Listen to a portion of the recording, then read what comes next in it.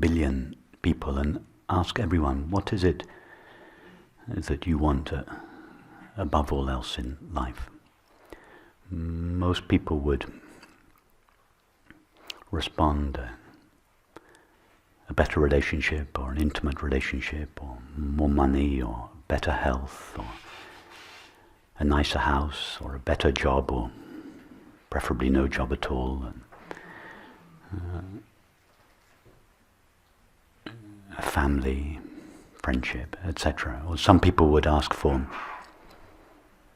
less tangible things, knowledge of God or enlightenment.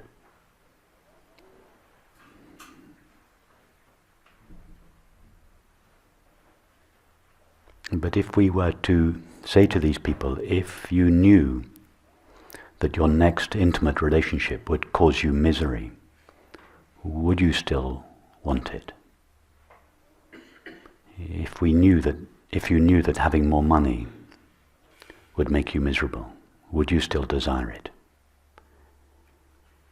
If you knew that enlightenment would make you miserable, would you desire it? Everyone would, of course, say no.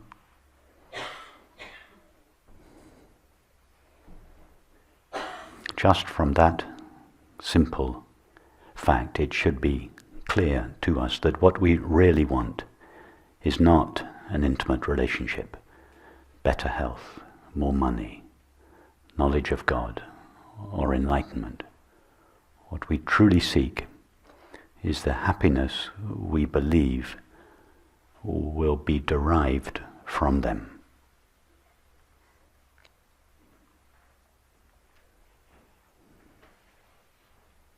Is there anything you can imagine desiring more than happiness?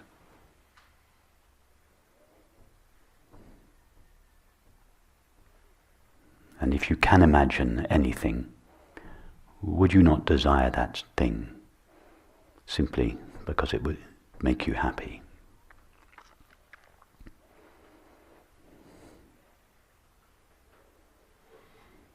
See clearly that the one thing anybody ever truly longs for is happiness.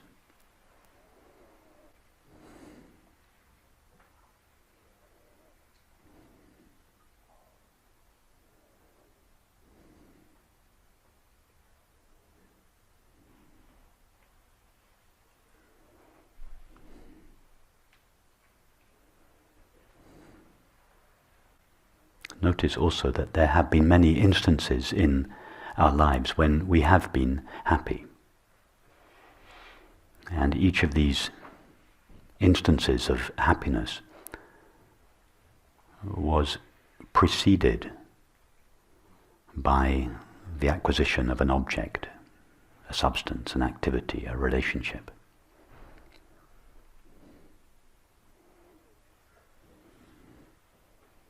When we were 5 years old, it was the trip to the sea that seemed to make us happy. When we were 10 years old, it was our winning the competition at school that made us happy. When we were a teenager, it was our first romantic relationship that made us happy. When we were in our 20s, it was our first job that made us happy. In our 30s, our first home that made us happy, etc., etc. But in each of these cases, the experience of happiness itself was always the same experience.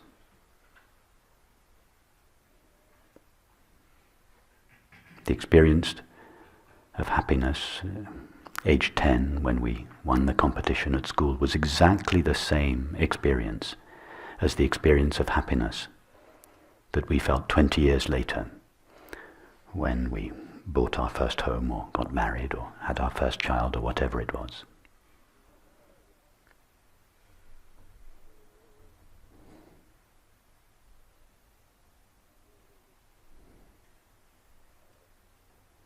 Notice also that whatever it is that makes us happy doesn't always make us happy. It sometimes makes us miserable. If that were not the case, we would all be happily married to the first person we ever fell in love with.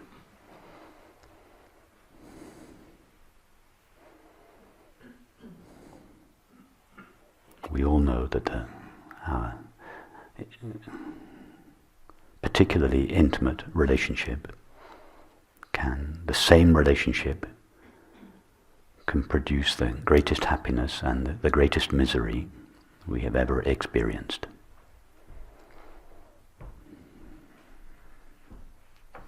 If the happiness was really caused by the object or the activity or the relationship, then as long as that relationship was present, happiness would be present. But simply the fact that an object, an activity, a relationship can make us happy one day and miserable the next should be all the information we need to enable us to see clearly that happiness can never be derived from an object, a substance, an activity, or a relationship.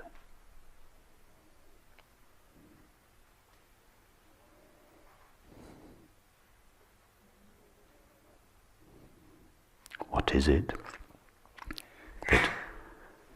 that makes it seem as if objects, activities, relationships cause happiness? It is simply that we say yes to that object, activity, or relationship. If we say yes to it, we experience happiness. If we say no to it, we experience misery. The happiness has got absolutely nothing to do with the object, the activity, or the relationship. It has everything to do with what takes place in our mind and our heart.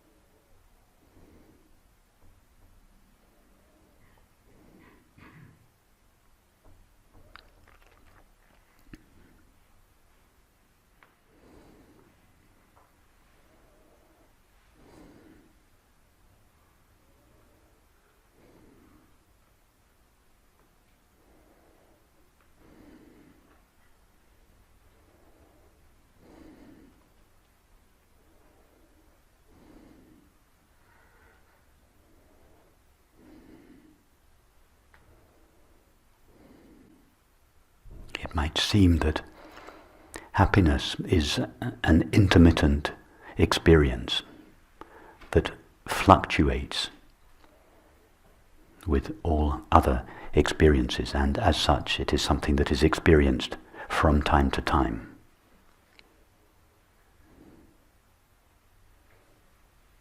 That is like imagining that a little patch of blue sky that opens up in the cloud cover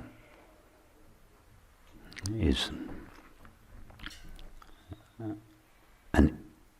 a localized, temporary appearance of the sky.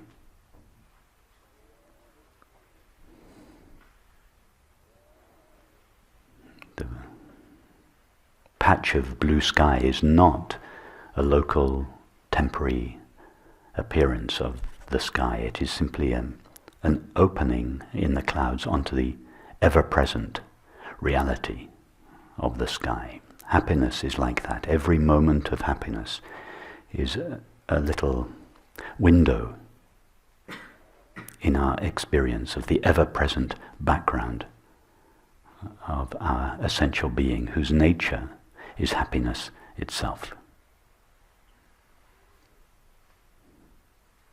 What is it that causes this opening of the cloud cover? What is it that gives us access to this ever-present background of happiness? Simply our saying yes to the current situation. If we say no to the current situation, that It is the closing of the clouds and the obscuring of the ever-present background of happiness. The experience of happiness has absolutely nothing to do with the objective content of our experience.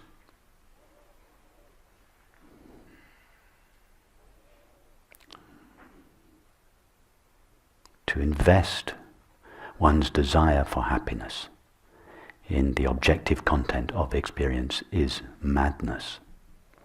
It is a recipe for misery. If we believe that a person can make us happy one day, that person will, by definition, make us miserable the next.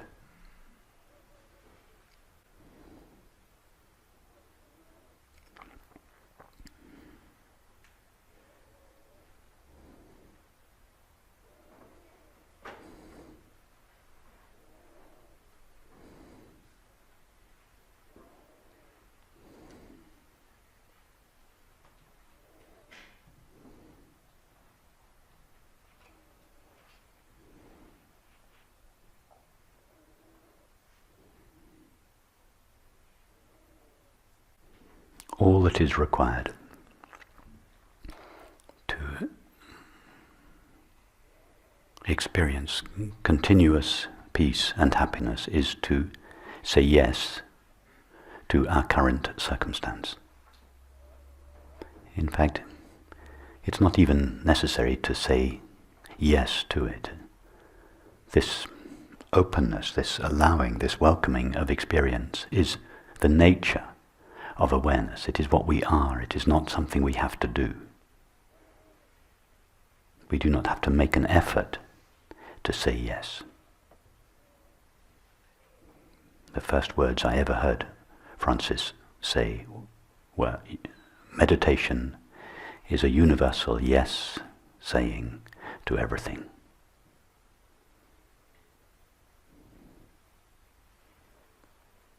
This universal yes saying to everything is the nature of ourself. It is not something we have to practice or do. It is what we are. The space of this room does not negotiate every person who enters it, wondering whether or not the space approves of the person or not. The nature of the space is to say yes to everything that appears within it, however wonderful or awful it may be.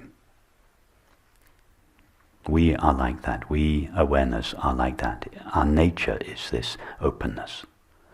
We do not have to practice this openness, this yes saying to everything. It is what we are. It is not what we do. What we do, what the mind does, is to say no to some things. Whatever we say no to makes us miserable. It's as simple as that. Our suffering is our own activity. Nobody imposes suffering on us. If we think that the loss of our faculties, or the behavior of our partner, or the state of our bank balance, or the state of our health, is the cause of unhappiness, we are fooling ourselves.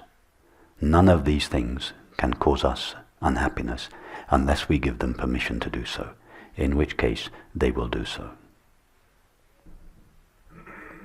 The only thing that causes us unhappiness is saying no to our current experience. Nobody imposes unhappiness on us. Nobody and nothing can make us unhappy. Our suffering is our own moment-to-moment activity.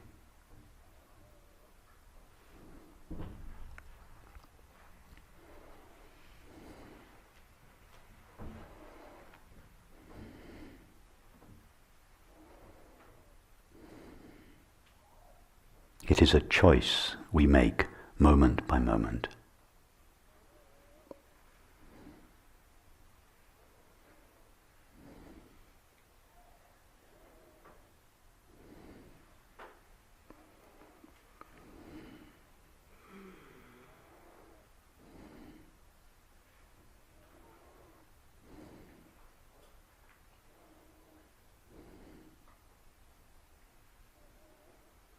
This does not mean that we lead a life of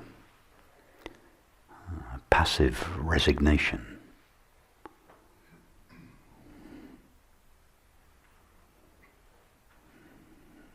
It just means that our action in the world doesn't come from resistance. It comes from joy, it comes from enthusiasm.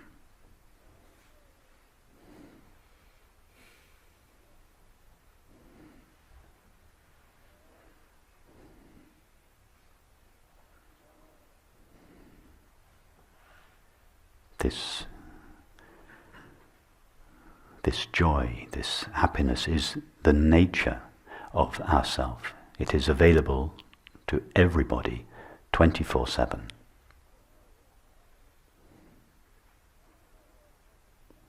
Nothing can put happiness into us from the outside. Whenever we experience happiness, we always experience it within ourselves.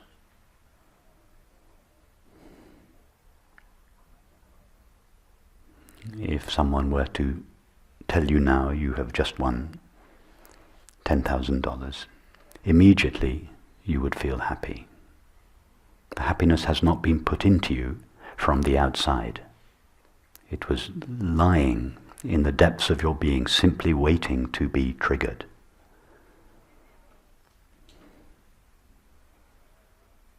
It was not even triggered by the fact of winning the lottery. It was triggered by your saying yes to that fact, your welcoming of that fact. Why not simply welcome whatever you are currently experiencing? The state of your health, the behavior of your partner, whatever it is.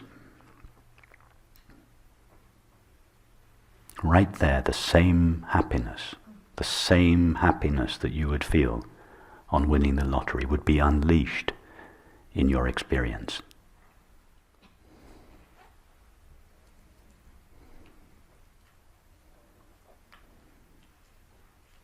Imagine the freedom of leading a life where you know that your happiness is not dependent on anyone or anything.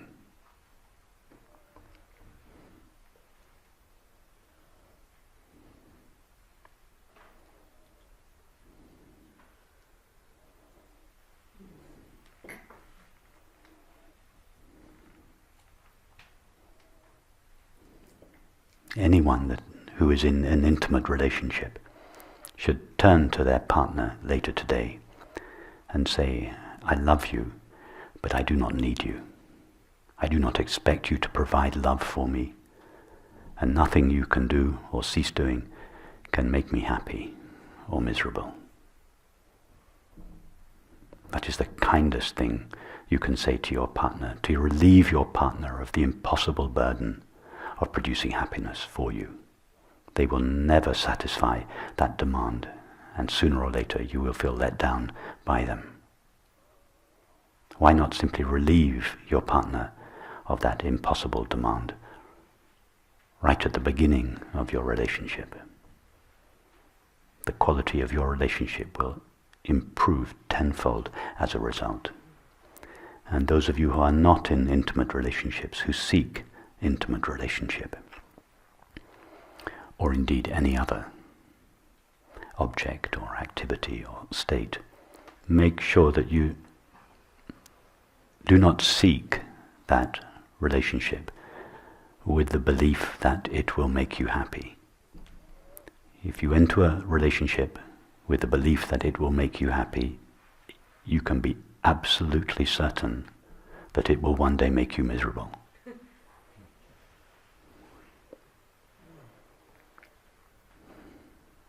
This is not a reason for not seeking intimate relationship. It is a reason for not seeking happiness in intimate relationship. Make sure your search for intimate relationship, or whatever other object or circumstances you search for, comes from your happiness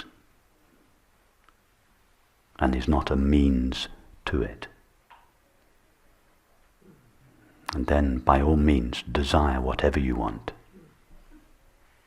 Whatever you want is then, it is the object, the activity or the relationship through which you express your happiness, you share your happiness, you celebrate your happiness. So this is not a path of renunciation. It has nothing to do with curtailing our desires. Desire whatever you want, but make sure your desire comes from happiness and does not go towards it.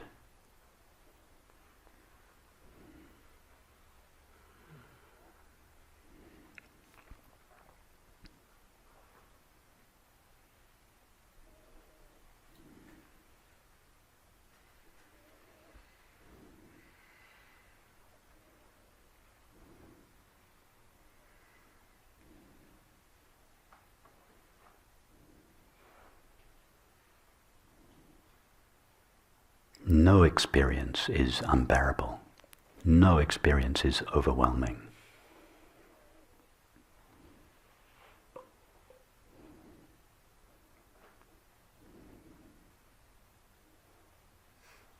What is unbearable is our resistance to experience.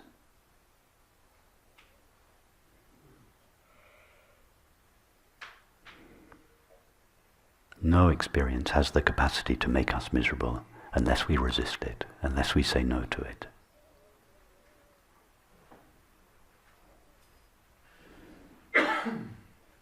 Can you taste the freedom that is available to you, that is available to us if we simply stop resisting, stop demanding that experience appear in a way that is consistent with our expectations? If we demand that happiness, if we demand that experience always appears in a way that is consistent with our expectations, we are going to be disappointed most of the time.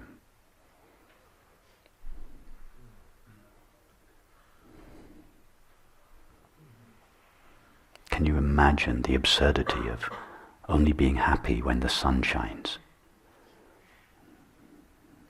Of demanding that our happiness is dependent upon the weather? Well, what are you going to change, the weather or your resistance to it?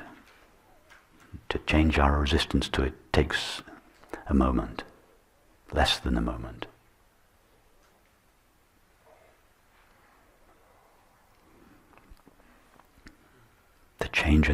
Are we going to try to change another person's behavior, given that that behavior is the product of decades, lifetimes of conditioning? Or are we going to simply change our resistance to it?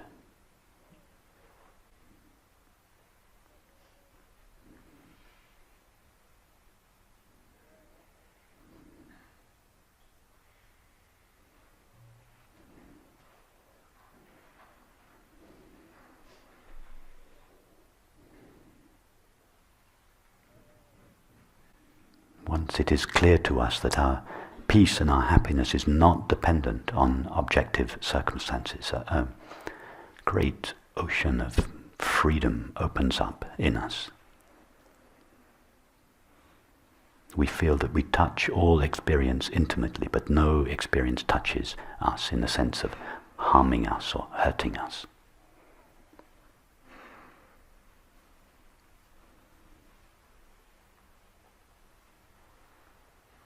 We are totally open to all experience, but cannot be harmed or hurt by any experience.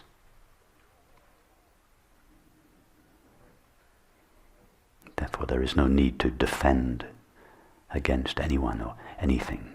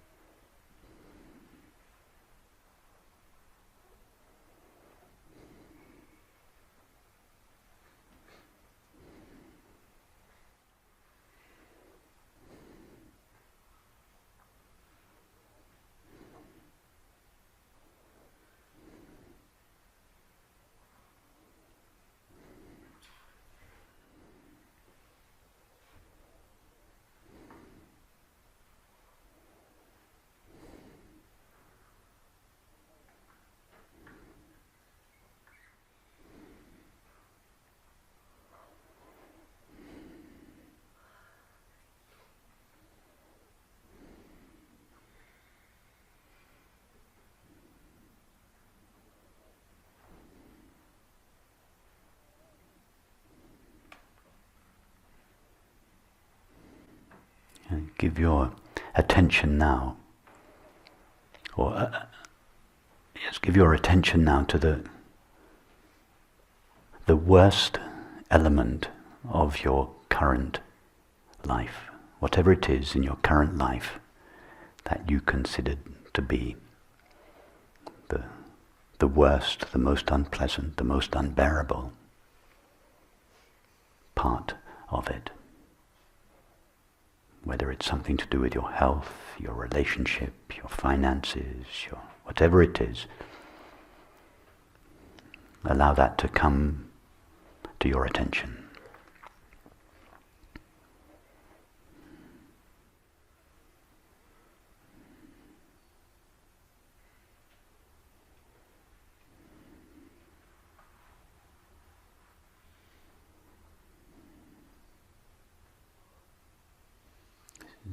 Feel the impulse in you to avoid whatever this situation is.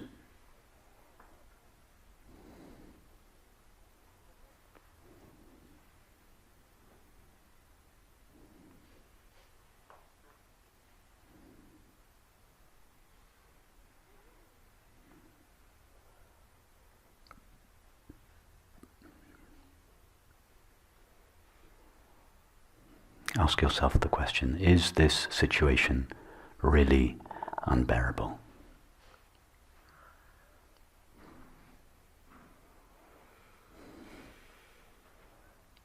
Ask yourself the question, is the situation even unpleasant?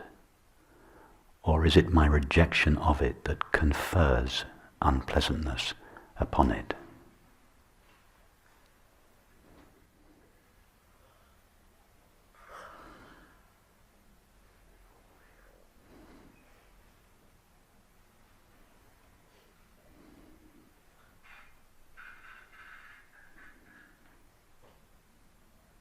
See that it is our resistance to the situation, not the situation itself, that is unpleasant. Our resistance is something that we are doing. It is not imposed on us by anyone or anything.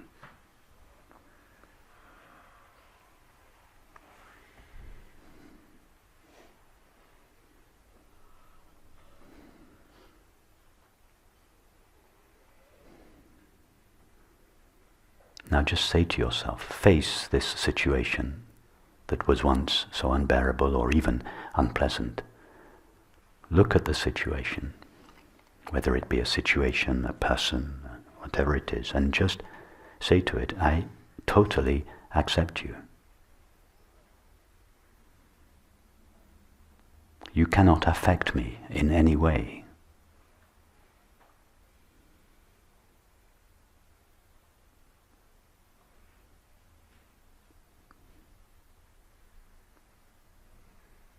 My being is not stained or harmed or hurt or changed or moved by you, whatever it is.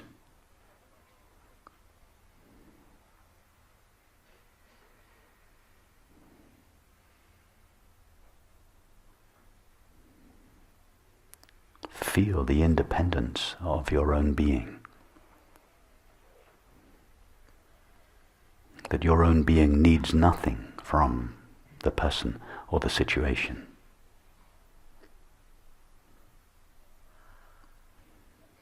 Withdraw your projection, your demand for happiness from the object or the circumstance or the person. Liberate them from the demand to make you happy. Take responsibility for your own happiness.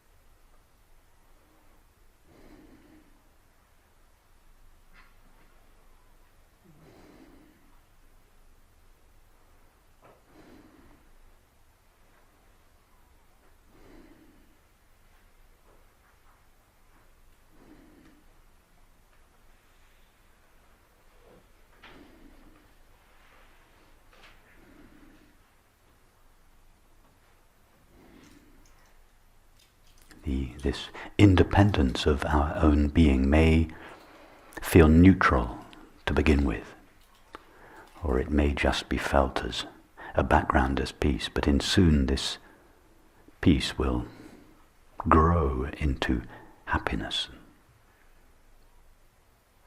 The happiness that is innate in our being, or the happiness that is our being.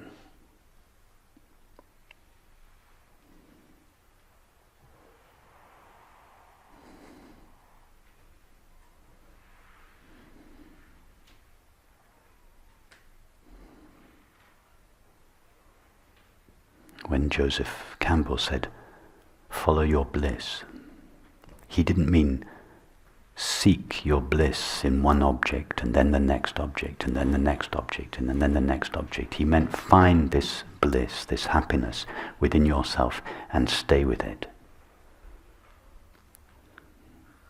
Move from object to object, from relationship to relationship, in touch with this innate happiness or bliss.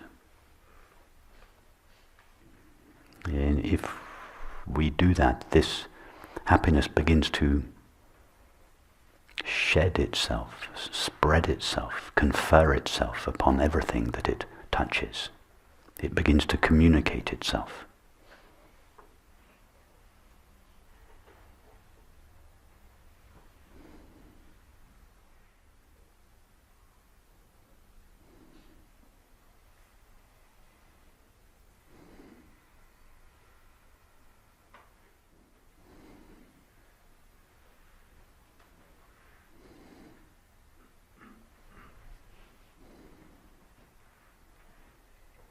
Don't turn this into a practice.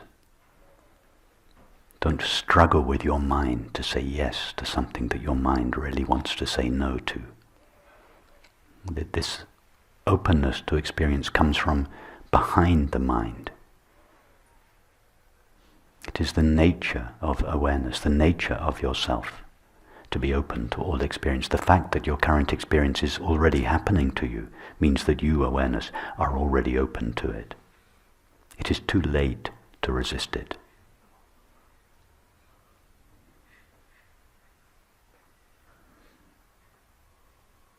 This openness to experience is what we are, not what we do.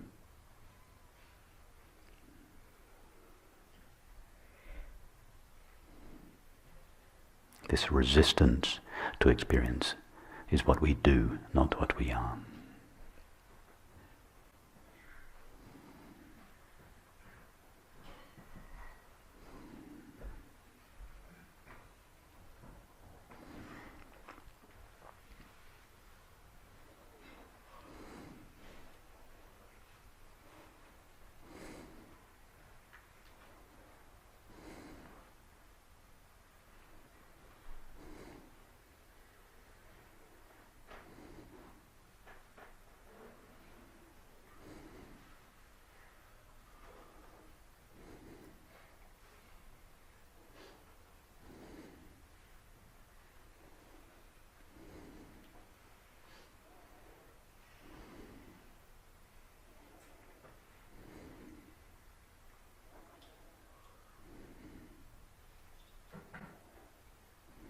The Church of England should rewrite their marriage vows.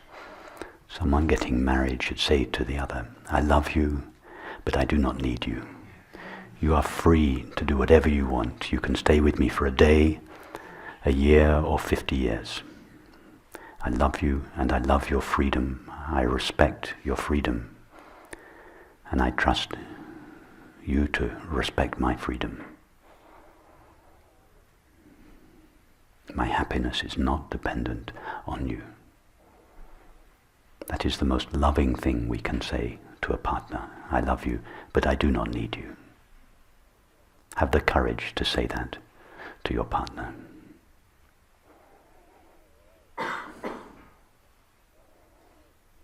And for those of you not yet in a relationship, or not, I don't mean not yet, for those of you that I don't mean to imply that relationships are the ultimate destiny of all people, sorry. For those of you who may at some stage embark on a relationship, be sure that you say early on in your new relationship, I love you, but I do not need you, and I do not expect you to produce love or happiness for me.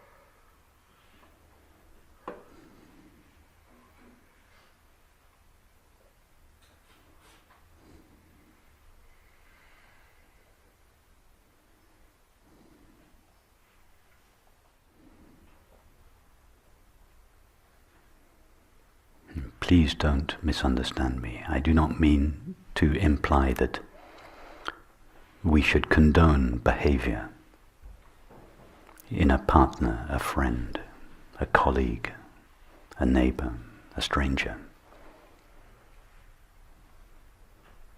that does not come from love or understanding. It is legitimate to do so.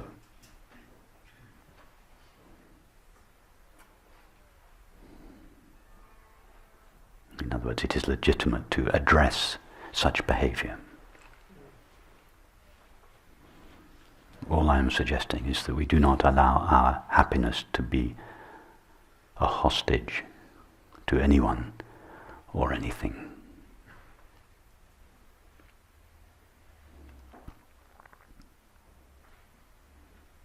Our innate happiness is prior to experience. It is never the result of experience.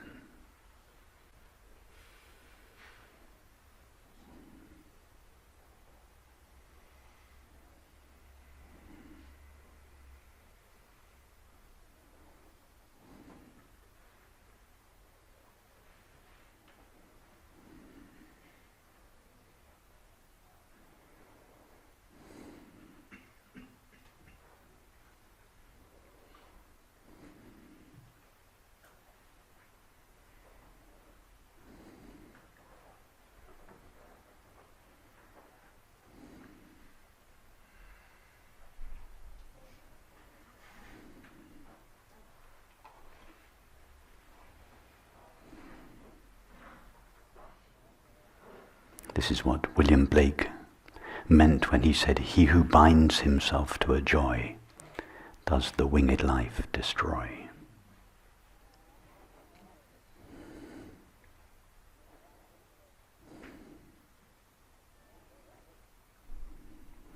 One who allows their joy to be bound by a person,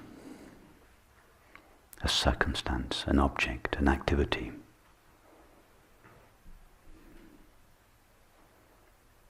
does the winged life destroy this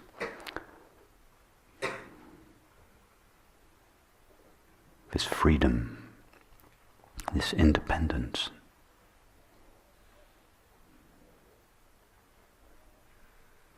this unconditional joy that is available to everyone at all times, under all circumstances.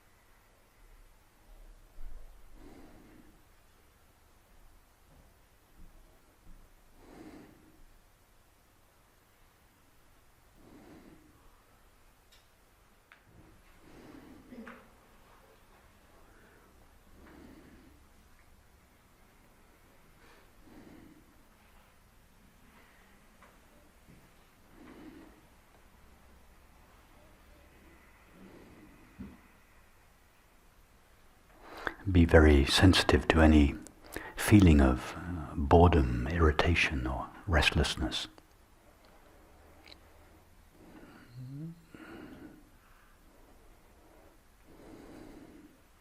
These are much subtler forms of resistance to the current experience. They may not be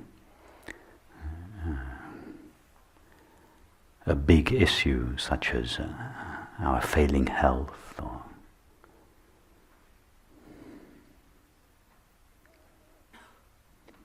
a difficult relationship or the loss of a loved one.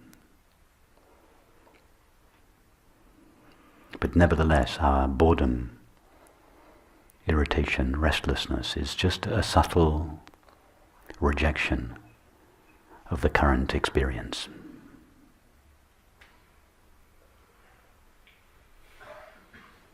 If only things were slightly different, I would be happy.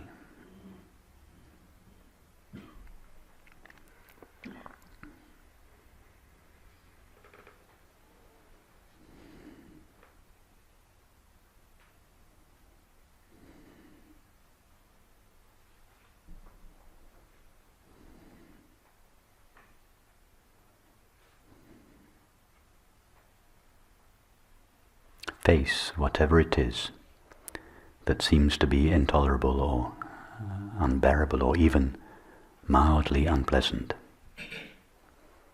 And see that the unpleasantness is not in the object or the experience. It is only in our resistance to it.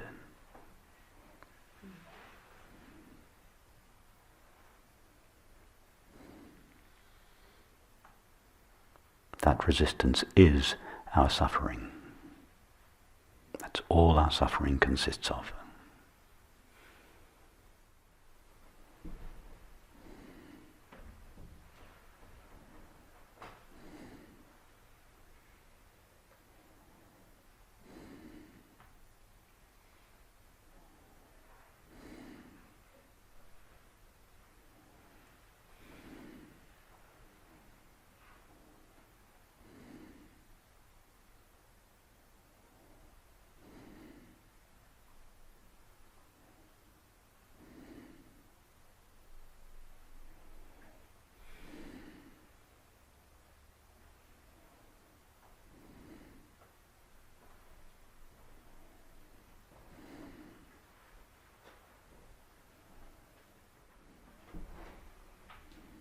If you find yourself in a situation where you have to say no to something, make sure that the no comes from love and justice and intelligence. That the no, make sure the no doesn't arise on behalf of a person who feels hurt or disrespected or diminished.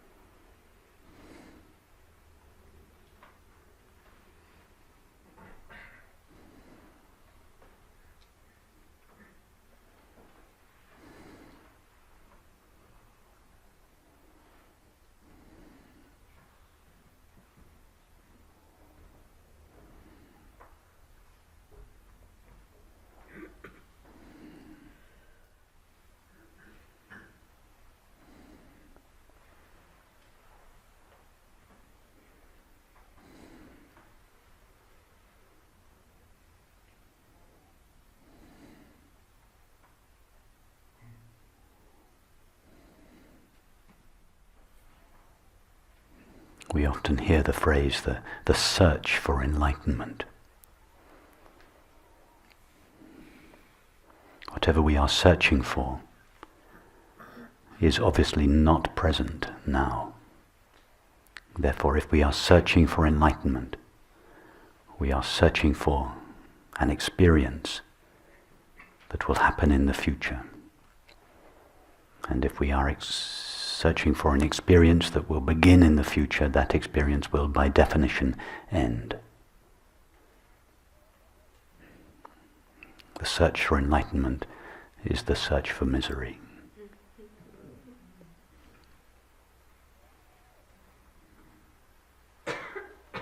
We are searching for enlightenment. We are not searching for enlightenment.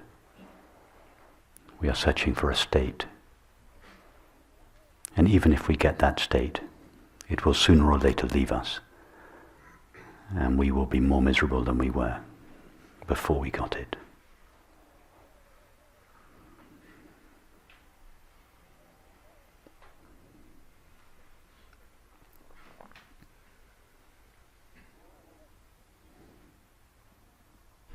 Enlightenment, so-called, the misnomer enlightenment, is the recognition, the revelation, the simple, not the extraordinary, mystical, spiritual revelation, the simple, ordinary revelation of the nature of ourself, its nature of peace and unconditioned joy, a joy that depends on nothing. It doesn't depend on an object, a relationship, a teaching, a teacher, a tradition. It is independent, unconditioned. It is the nature of ourself.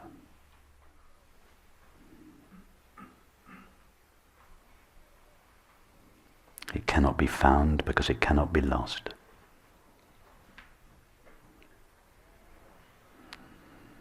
It can be concealed and revealed. And it is concealed only by our resistance to experience.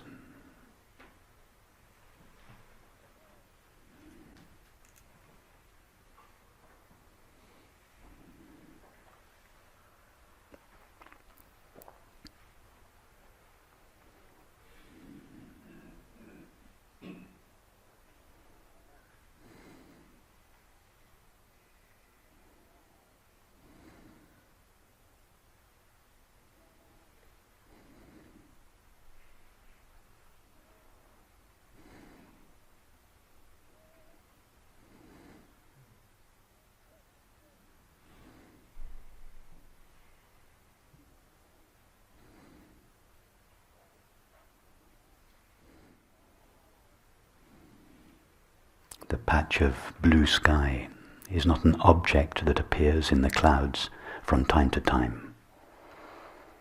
The clouds appear against the background of blue sky from time to time.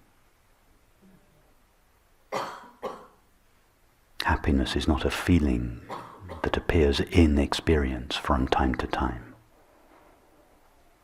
It is the background against which all experiences appear from time to time.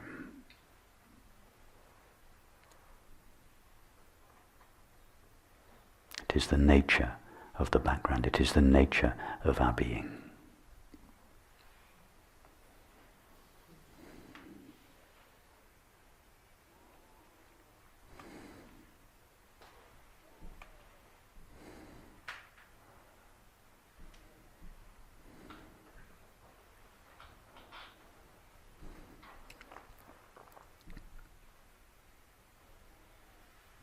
This is what this beautiful, succinct phrase in the Vedantic tradition means: Sat, Chit, Ananda. The knowing of being is happiness itself. The knowing of our own being as it is, its knowing of itself, is happiness.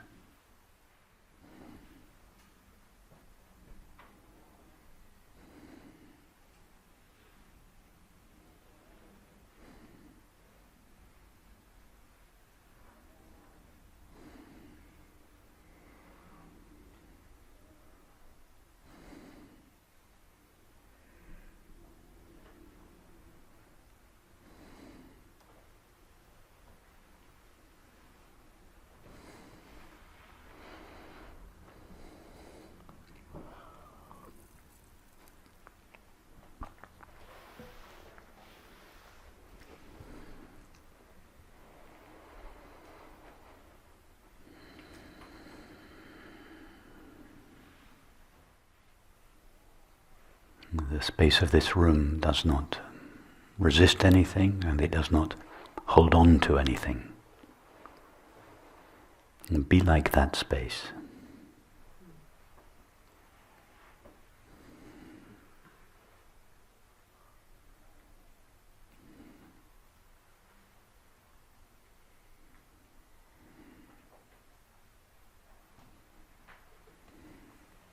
Resist nothing, seek nothing, need nothing,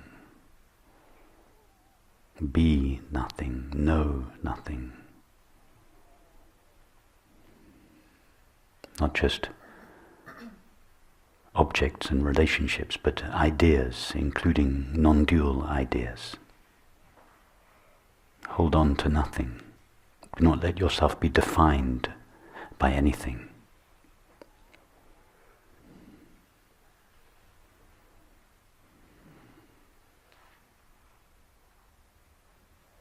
When everything that we can let go of is let go of, then that for which we long above all else shines by itself.